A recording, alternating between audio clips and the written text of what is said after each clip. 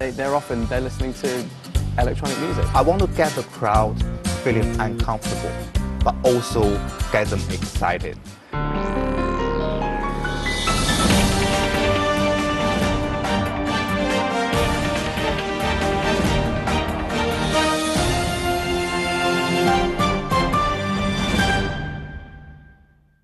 Hello and welcome to Crossover. I'm Yi Shu in Beijing with the wonderful Tianran He. Thank you. Good to be here. And you look fabulous, by the way. Thank you. You look like you're going to go out. Going out where? I don't know. What do you do normally when you go out at night? Besides drink? It's hard to say. It depends on whether it's a work night or a weekend, I guess. Do you enjoy music? Yeah, totally. We've actually got a lot of CCTV colleagues who are quite good singers. I went to one of their gigs last night. It was pretty good. Okay, well, it's been years, almost decades since I've been out in a club, but today's show is all about the scene, the underground music scene, and a music genre called electronic music, which I actually don't really know much about. I don't know much about it, but today we have two guests who are going to tell us all about the electronic music scene here in China. Welcome, Howie Lee and Alex Taggart. Thanks, great to be here. Welcome to Crossover. Thank you for joining us. Howie, I actually really wanted to ask you first because you've been, at the forefront of Beijing's electronic music scene. How did you get started? I've been doing music for a while. When I was young, when I was in the high school, I found out this music software called Fruity Loops. So basically, it's just something so fascinating, and you can make music from nowhere, and you're just gathering some samples and some drum beat and stuff. You're creating some music. And back at that time, I was still playing guitar, and I just found it so amazing, and I started doing it by myself, start uploading stuff on internet, and that's how I started to do this kind of music. So when did electronic music start? Like, when did it appear first in China? I think it's always there. So I think in the old episodes of the Monkey King series, they have electronic music. Yeah, they have electronic music there. How often have you been out in the street in China, walking past, a hair salon or a convenience store, and you hear something that we recognize? I mean, we would call probably something that sounds like Euro trance or something like that. Some just very heavy beats and kind of synthetic noises that the people listening to it don't know that it's called electronic music, and they're not aware that there's a big culture around it. But the sound of repetitive beats and synthetic noises has actually been popular in China for a long time. If you go out and look at the old ladies doing the square dancing, You're right. Yeah, they're listening to electronic music. Seriously, I mean, it's ubiquitous. It's out there. We just haven't really defined it or identified it as this is electronic music. It's just some sort of beat or rhythm. Now, how you've been doing this for about 15 years now. Alex, what about you? I mean, you're from the UK. How did you get from the UK to China and get involved in this scene? I studied abroad in China in 2008. And by that time, as a Westerner growing up in the UK, you're exposed to these things from a very early age. I mean, I'd probably been hearing electronic music, and by which I mean dance music, songs and tracks that are associated with kind of clubbing culture. That had been around me since I was born. And so I'd been hearing it, whether or not I understood it or not. Actually, when I was 13, I bought a pair of turntables and a mixer because I wanted to be a DJ. I had no idea how to use them. I would go and hang around in my local record store to try and seem cool. Wow. But then, when I came to China, I'd never been an actual DJ before, and I came to China and I saw how when you're a teenager in the UK, whether mainstream and alternative culture are both there for you to go and choose.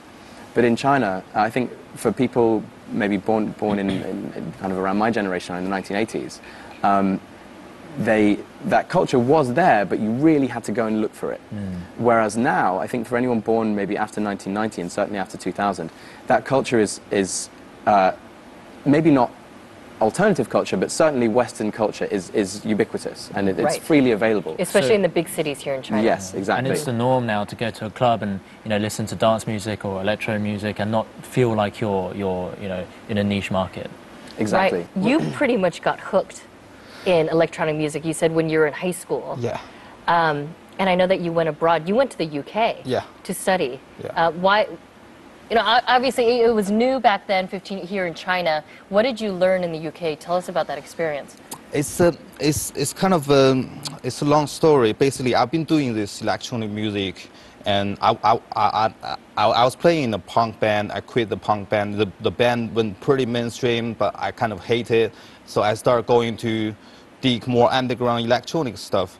But I find it so hard because Beijing, that's just not so many people who understand it. And I was trying to improve my skill, and I study audio engineering in my uni. So I kind of already knows a lot of the knowledge on the technical side, but I kind of don't have a whole picture of what's going on. So that's why I was really into UK music, UK underground dance music. So that's why I choose UK, and I go study in the UK for 1 year. And what I learned is more, I think I study sound art. So it's kind of like fine art on sound. So the school tells me a lot of conceptual stuff, being like questioning yourself why you are doing this, why you're putting this song into your production, and why you're doing this production. And this kind of process really trained me, and I come back and I started to really dig what's happening in China and what people want. Those people want to hear new music and what they actually really want. And what I'm doing is just, it's very simple process. I'm trying to put daily, like the sound you daily hear into my music. So it's not something like if you listen to techno music, maybe it's from the US or Berlin, it's not relevant to your daily life. So you're hearing it and be like, okay, this is something, but I don't understand it. So you want to put something that's familiar to your audience into your music? Into my music, and I play it during my DJ set, and I want to see the reaction, and I think that's very important, and that's a process to improve your music, is actually see the reaction, also from the internet as well. When you say reaction, I mean, when you're up there, you're on the stage, and you're I guess, playing your music, what sort of reaction do you see? I mean, for both of you, what are you looking for? What type of feedback? I want to get the crowd feeling uncomfortable, but also get them excited. It's like something's totally strange, something totally new. You've never seen it. You kind of being afraid of it a little bit, but you know this is the future. That's a really fine line. Wow. So my experience with that is, say if you go to a big dance music party or a big club in the West, you could probably expect, depending on the party, you could probably expect that about 25% of people will at least know some of the music that the DJ is playing. Again, it depends on the venue and the crowd or whatever. I'd say in China, in my experience DJing here, that's probably, optimistically I'd say it's about around 5%. But that is not necessarily a bad thing, because people here come to a party with no rigid expectations of what they want. They just want an experience, which I think is at the same time a cultural and a generational thing. I think the young people in general now want to be blown away by some kind of experience, like Howie was saying. And we actually hear from foreign DJs, big name foreign DJs who come to play in China, that they really enjoy playing here because there aren't those expectations. People aren't thinking, I really want to hear that DJ play that specific song. They're just, they come to the club, they pay their money, and they say, right, okay, take me on a journey. All right, well, I think one of the best ways to understand what's happening in electronic music here in China is to take a look at Howie doing his stuff. All right, let's take a look at this clip.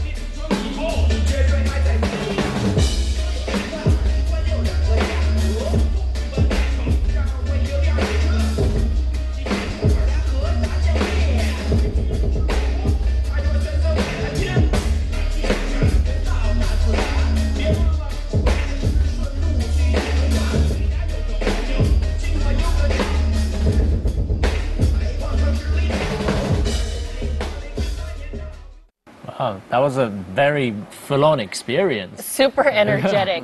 You're playing it live because there's Yeah. the percussion. Yeah. And you're mixing the music at the same time. Yeah. And you have someone rapping in the background. Right. Yeah. For that song, basically, it's an old rap song from Yin Chang, one of the pioneer of Chinese rap.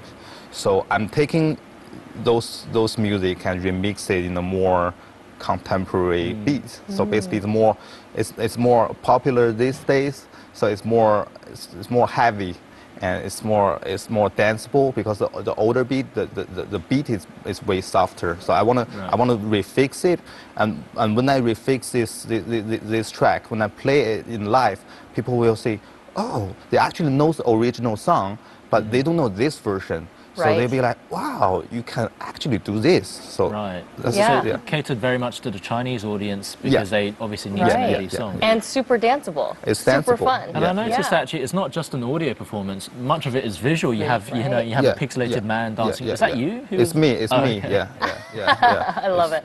I have a Kinect connected, so they capture my movement. So and it Motion projects. capture. I did not know Microsoft did that. Right. It projects on the screen. Yeah. So you also have your own record label.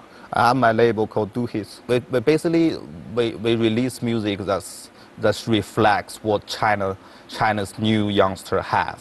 And their creativity and how much they can dig their local culture. Also, we bring this music to a more international level. So actually, people have the same mentality of music, no matter you are from China or somewhere else, you can understand this.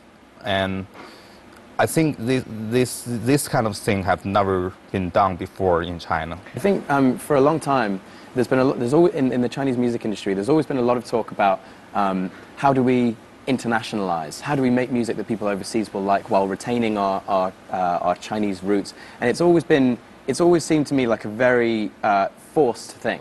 I had an interesting discussion with Howie a few years ago about this, and I think, and if I remember correctly, Howie said that now it's not like I'm a Chinese person trying to take my Chinese roots and trying to mix it up with foreign stuff. I'm into foreign stuff, and I am Chinese, and so it just naturally happens. Well, when we come back, we're going to be joined by a female who's in the electronic music scene. Please stay tuned.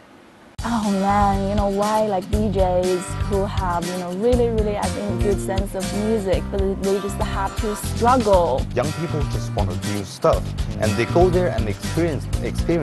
If they like it, they go again.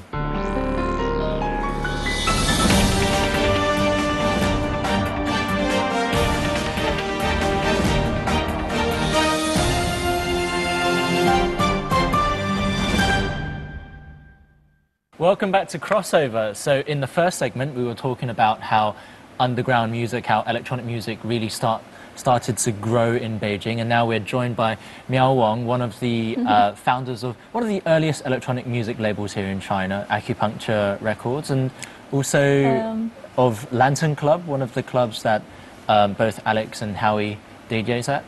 It was called Acupuncture Records, and that's what really just first drew me into electronic music. I'm not originally from Beijing. I'm from Jilin, from Northeast. And when I first came to Beijing, I think it was the first time I realized this type of music I actually liked listening to was actually electronic music. When was that? That was, I was coming to Beijing a lot from 2001 to 2003, but I wasn't living here yet. And when I was in my hometown, sometimes I was listening to some electronic music without knowing exactly what type of music it was. It's like what you were talking about in the first segment. People didn't really know that was electronic music. Right. So how does a woman from Jilin who in the beginning doesn't really understand what electronic music is, how did you turn into, because everybody who we talk to says that you're quite a formidable force when it comes to developing, right? Alex is nodding his head, developing electronic music here in China. So how did that happen? Well, I think first of all, electronic music is not something like very easy to explain what exactly it is, and also there's no like typical or traditional music type that most Chinese people would be very familiar with. And when I fell in for electronic music, the first strong feeling I was getting was that I felt so bad for these DJs because there were so few people who would understand their language. And even me, you know, when I first started, I was like, yeah, hard for me to tell like which is exactly what type of electronic music. And also, you know, I had so many DJ friends. I knew that some of them actually had to, you know, have their residency at some commercial nightclubs and actually play the kind of electronic music they don't like at all. And also I was still in university, but I was already working, well, part-time or half full-time at like PR event agencies. And, you know, sometimes at those commercial events, you also have to hire a DJ. And then what I heard was it was just a colleague of mine, you know, paying such a little tiny amount of money to the DJ.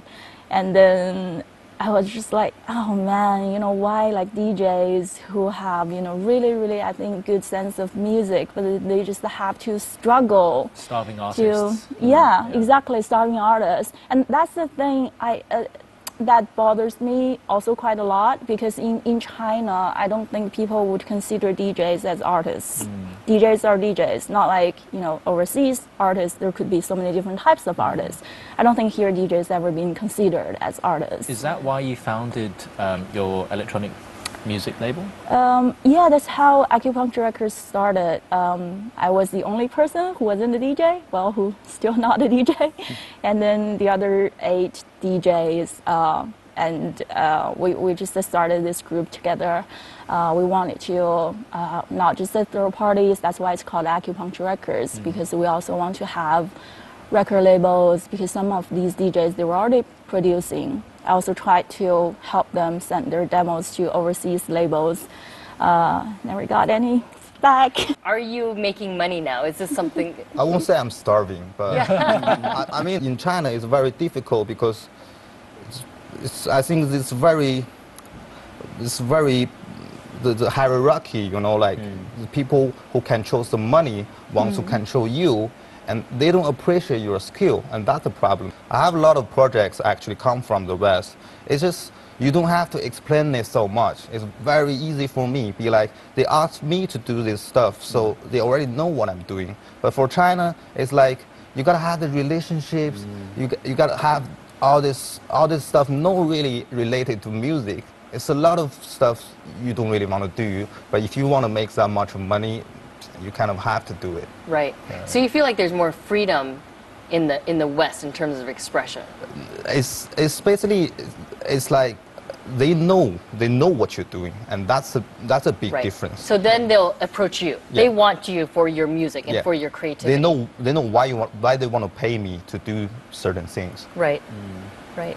I think that's actually one thing we're now working on, not really just to do like one record label focused on one specific electronic music style, or a festival that only has a techno stage, but open platform, whether it be events or like, you know, live stream programs. It's more open for all different types of electronic music, and also to spread out this, you know, new concept or new music style to a larger audience. Do you feel like because it's so new here that it is more accessible, that electronic music, you can have many more genres than, you know, say a place like Germany and Berlin, where things are more, I guess, purist sort of techno kind of background? Do you feel like there's more experimentation? Yeah. Yeah? Yeah, I think so. I think basically it's like, when I was in the UK, the dance music industry is very hard you can get into the circle. But here it's like, it's nothing here. It's a very small circle. If you have something to offer to the scene, then you become one of us. And yes. You see the young people turning up to the Sunday afternoon Beatmakers sessions that Howie still hosts, that are coming from all kinds of different backgrounds. You've got guys and girls coming with music that they've made. Sometimes I remember on a session a few months ago, there were two girls who showed up with a bunch of classical music that they'd made, and they played it, and everyone was just blown away. And there is, partially because it's such a small community, people are just so welcoming. They say, okay, come in, let's see what you've got. It's not intimidating. They're exactly. Just, yeah, you share. Right. And everyone gets influenced by these diverse elements that are being brought in. I hear this is also now trickling down to second-tier cities like Chongqing and Chengdu, that this type of music is really becoming prevalent there too. Have you witnessed that as well? Is it happening in Jilin, in your hometown? Oh, well, not really. And also I haven't been back before. I've actually played a gig in Changchun in Really? Jilin province, and wow, cool. and I went down terribly. So. But the South seems to be, a better ground for that. Oh yeah, that was definitely more my problem than the problem. There is a club in Harbin that plays like great electronic music. Yeah, I think for this reason, 2-3 years, just growing so quickly, especially like Chongqing and Chengdu, and just this is a new generation of young people, and they're not quite into those old school materialism anymore. I think this is a core of a breakdown of a new generation. How do you think they got into electronic music? I don't think they even care. They want to go to something new and something. They don't want to go to the clubs that you have a big bottle of wine or showing up that you have the ability to buy a whiskey, and it's crazy. And the young people don't care anymore. Young people just want new stuff, and they go there and experience it. If they like it, they go again. If they don't like it, the new youngsters don't really care that much. I think. So it's kind of like Beijing in the 90s. It's happening all over again. Yeah. Do you feel like they want something different as you go around the country? Do they respond? You talked about the feedback and the response from your. I think it's still in Beijing and Shanghai, people respond to my music better because they have a better understanding. But when I go into somewhere else like Guangzhou, sometimes I think it's probably 2000, and and they don't quite get it, but they kind of looking at me and be like, I think some people can't understand it, but I think they're getting there. Yeah, but those are probably the people that are going away saying, "Wow, this is something so new," right? Yeah. I mean, maybe initially it's almost a little bit of shock and surprise. Yeah, I think. And then finally, it's absorbed. Yeah, and then a couple years down the line, in other cities, this is going to begin again. Absolutely, and a big part of that is now we have all of these online music streaming platforms where people, perhaps there's a kid who turns up to Howie's show, has never seen anything like it before, really feels something, and then goes instantly, while he's still on the dance floor, takes out his phone and goes, Howie Lee, and is now following him on. It never happened before, actually. To me, at least in my career, it never happened before when I'm playing something from my label and everyone knows it in a concert. Meow, I know you're involved in a project called the Boiler Room. Right. What is this all about? Well, boiler room, it's a hard question how to describe what boiler room is. It started in 2010, and basically it's just a group of friends, doing cool parties with cool DJs, and they're live streaming the party. And in then, London, started in London. In London. And then they went to Berlin. And they're just getting, because most of the times it's really like well-known, established DJs, and they don't sell tickets. So either you're invited or you just watch it online. So for I don't know what reason, they just became like more and more popular. And now like on their YouTube channel, for example, there are so many videos had like over like millions of views. Well, basically, because I've watched so many boiler room sessions, I've always wanted to bring boiler room to China, and I'm sure that I'm not the only one. So this is an opportunity to get Chinese DJs on this very global platform. Yes. Very exciting. Yeah. And also just shared parties with a larger number of audience. Awesome. Great. All right. Well, when we come back, we're going to talk more about electronic music here in China. Please stay with us.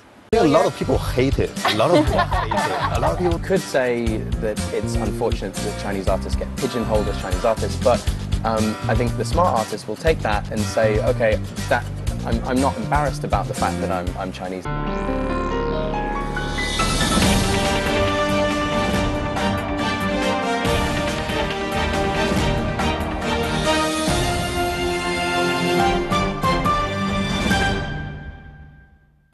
Welcome back to Crossover. So we've been talking about electronic music in China, but does Chinese electronic music need to have Chinese elements in it to identify it as being Chinese? What do you think?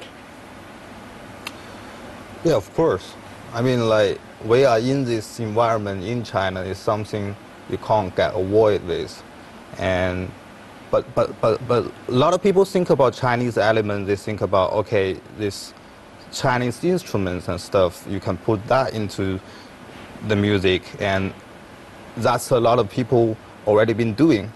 But I mean, it's really depends on how you define what is Chinese element. It's really about just what you take from the place you're living. And electronic music, it's just a tool, and you put your stuff into and use this tool to realize your idea, then that's it. And of course you will have Chinese element because you're living in this place. Well, let's take a look at the Howie Lee sound in this music video.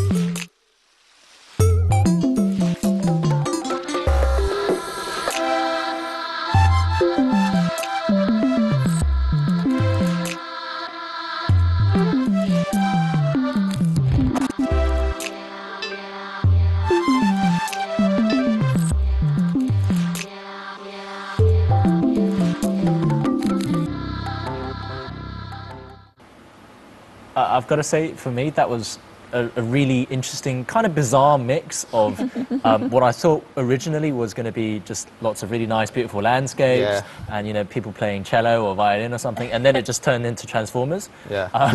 That really confused me, but I can see the mix between what you were talking about, the traditional Chinese sort of aesthetic, and the kind of music that you want to create. Right. Can you tell us a little bit about that music? Basically, I think the conceptually the visual side of what I'm doing is very similar as the music side.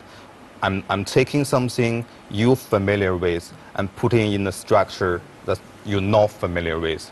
Because there's a melody or a beat in there that's very familiar to Chinese people, right? It's a song, it's a Chinese song or something. Because when we were playing this for all the directors on the team, they said, "Oh, this is that song." You know, like you said before, it was familiar to them. But then you're twisting the context and making it, like you said, it's a little bit uncomfortable, a little bit okay, but kind of familiar. I think a lot of people hate it. A lot of people hate it. A lot of people be like, "Oh, this is not music. It's crazy."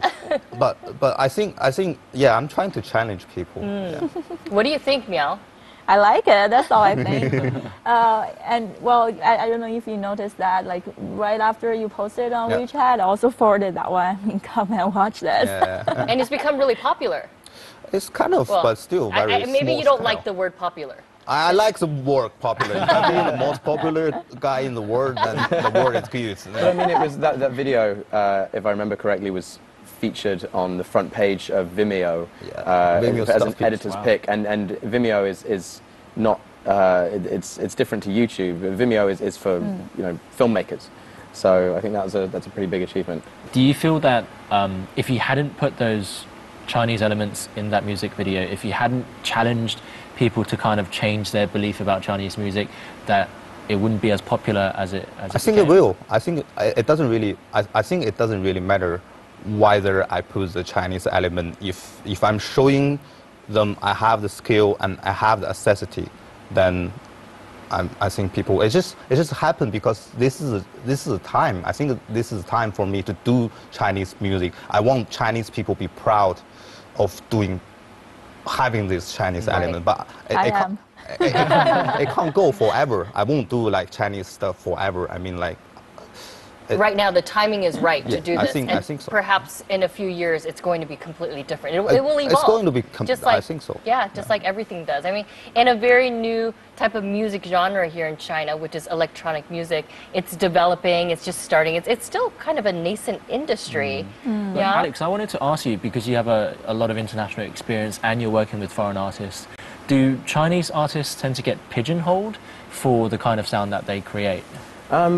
If we're talking internationally, I would say, look, as any kind of artist anywhere in the world, especially a musician, there are so many artists out there now that you have to have something to set yourself apart. And you could say that it's unfortunate that Chinese artists get pigeonholed as Chinese artists, but I think the smart artists will take that and say, okay, I'm not embarrassed about the fact that I'm Chinese. This is just something about me. And if that makes you listen to me, then great.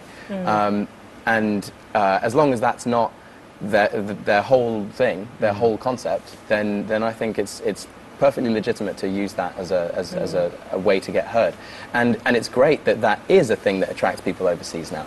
People are saying, because I do international distribution for Chinese labels, and the digital music stores are now saying to me, we want to hear more Chinese music. And I say, right, okay, I've got Chinese rock for you. I've got a lot of Chinese pop music, which I think there's a market for overseas, Chinese electronic music as well. And the great thing about electronic music is that it's a very globalized culture with that's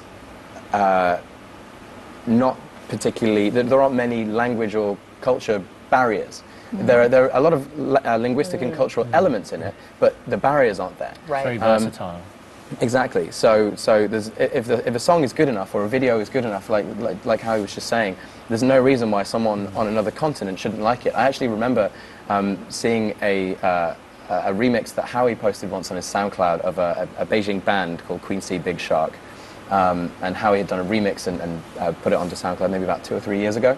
And I remember seeing a comment from, I looked into it, it was a Portuguese user on SoundCloud who said, I've got no clue what she's saying, but I love this music. So Miao, what has been the reception amongst the international audience to the Chinese DJs that you have performing at your clubs or at your festivals? Well, I think, of course, we have international guest DJs and local international DJs playing at our events, at the club, at the festival. But also at the same time, there are more and more foreigners coming to our events. And to be honest, some of them are really, really surprised that actually there is an underground scene in Beijing. And I think it's getting better though, because now we have more and more Chinese artists also get invited to play at festivals or parties, events, nightclubs overseas. And also, you know, we now also have our own production, you know, published also overseas, available for global viewers. Right. And yeah, now people know that there's actually also electronic music scene going on in China. And they want to, they want to have exposure to it. They want to experience it too. Yeah, because I think to most of them is still something really, really freshly new. Always looking for the new thing. All right, well, when we come back, we're going to be joined by one of the newest and youngest DJs in the electronic music scene here in China. But first, I want to thank you, Miao. I want to thank you, Alex, for joining us here on Crossover today. Thank you. Thank you. Had a great time. All right, please stay tuned. I rap on electronic beats, like UK bass and UK trap I music. think a lot of people actually look up to him because of his lifestyle. He's been DJing. He's young. He's super young, and he's DJing, he's rapping.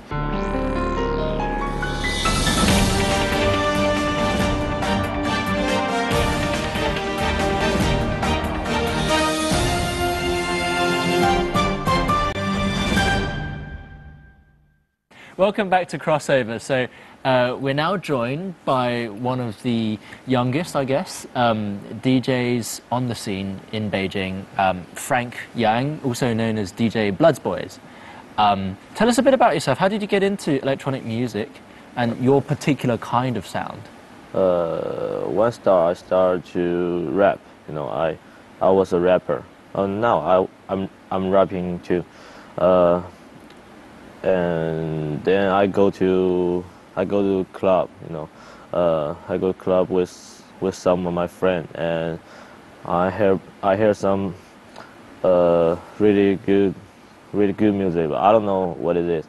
And then I go online and listen to a lot. You didn't know what it is. Yeah, I don't know what it is. This is exactly like what we've been talking about. Yeah, because I only, you know, at that time I only listened to hip hop music, and I don't know anything like about the electronic music. And then I do a lot of research, like what it is, what that, and. But you knew you liked it. Yes, I like that. Oh. I think it's. How old are you right now? 21. And when did you start rapping?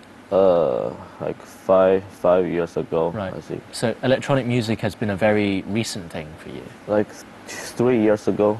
Yeah. Okay. And then I like that, and I listen a lot, and I think I want to play some music I like, and I try to DJ, and I try to promote party, and you know, I like it. I enjoyed it. How popular has it become? Because I hear you have a lot of Weibo followers. It's okay, but you know, the Weibo followers, they don't really like your music. You know, they like your lifestyle. I think a lot of people actually look up to him because of his lifestyle. He's been DJing. He's young. He's super young, and he's DJing. He's rapping, and he spend a lot of time on internet, and he connect with foreign artists as well. So it's a new generation of young people who really look up at him. A role model. Tell us about the first time you ever performed in a club. What was it like? I started to DJ from, you know, in a small bar, like really small bar. Maybe there's only me play, nobody dancing. There's only me, and I just practice. And after maybe one year, and I start to DJ Dada at some bigger club. You know, just step up. You know. I have to ask, because I feel like China has changed so much. Right. And you know, as early as 5 years ago, well, probably still now, parents want their kids to still Study become well. doctors and study, you know, law, Do computer engineering, science, go into technology. You know, what do your parents, what did they say when you said, you know, this is what I want to do as a profession? At the first, they don't really want me to do this thing, you know. They want me to go to university and to study. They send me outside China to Canada to learning. But I quit. I only stay there for 3 months. I think this thing, the music, is the only thing I want to do for now. Has your parents' view on they music think it's okay. changed? Yeah. Because they like what I want to do. You know, They're supportive. Yeah, they support. Yeah. Have they been to your shows? No, they don't like it. But they support. Right. Yeah. And so now you're DJing. It's electronic plus you rap as well. You're fusing both together. I rap on electronic beat, like UK bass and UK trap music, and yeah, because before I only rap on the hip hop beat, and I think it's too simple for me. I want to try some fresh, try some future music, and then I try to rap on that. I think is like it's better. You know, you can not only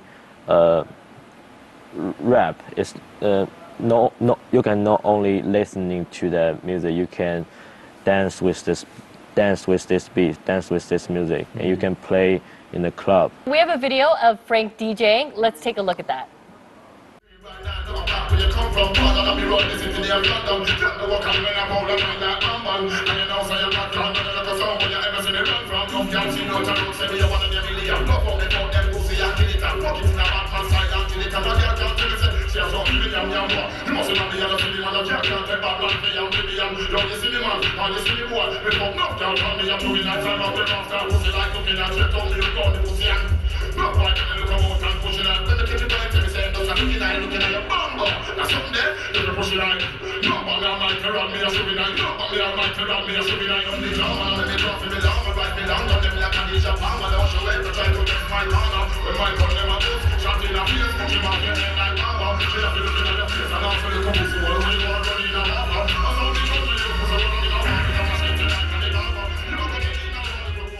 How is this the future, you know, of electronic music? You know, this type of fusion. You know, you have this Chinese rap, you have Chinese electronic music coming together.